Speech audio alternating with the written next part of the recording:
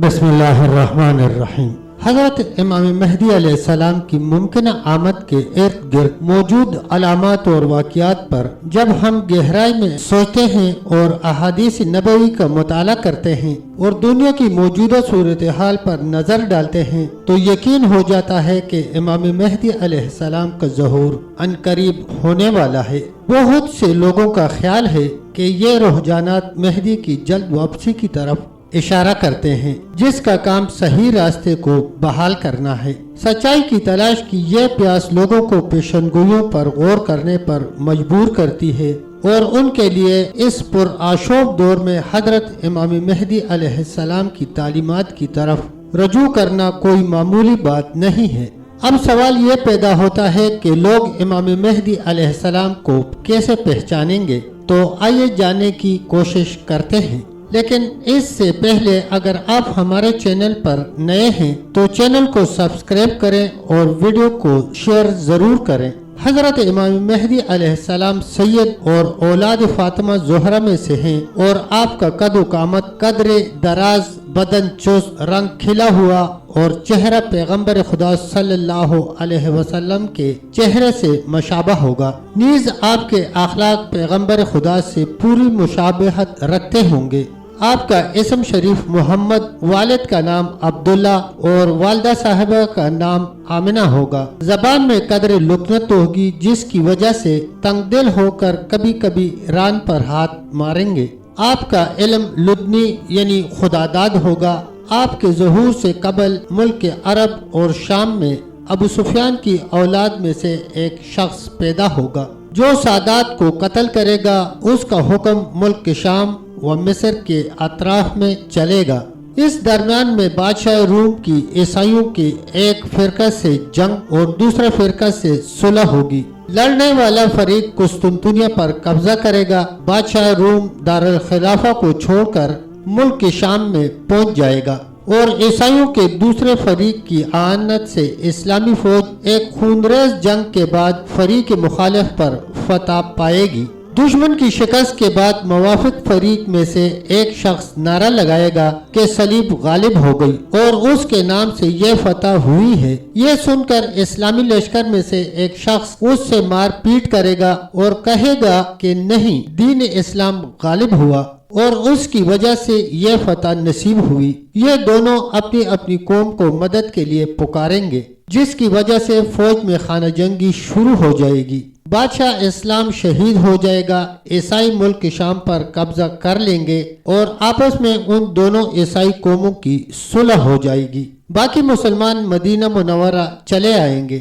عیسائیوں کی حکومت خیبر، جو کہ مدینہ منورہ سے قریب تک پھیل جائے گی۔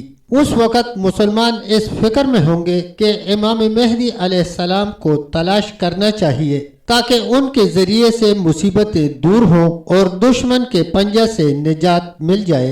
امام مہدی علیہ السلام اس وقت مدینہ منورہ میں تشریف فرما ہوں گے، مگر اس ڈر سے کہ مبادا لوگ مجھ جیسے ضعیف کو اس عظیم الشان کام کی انجام دہی کی تکلیف دیں، مکہ معظمہ چلے جائیں گے۔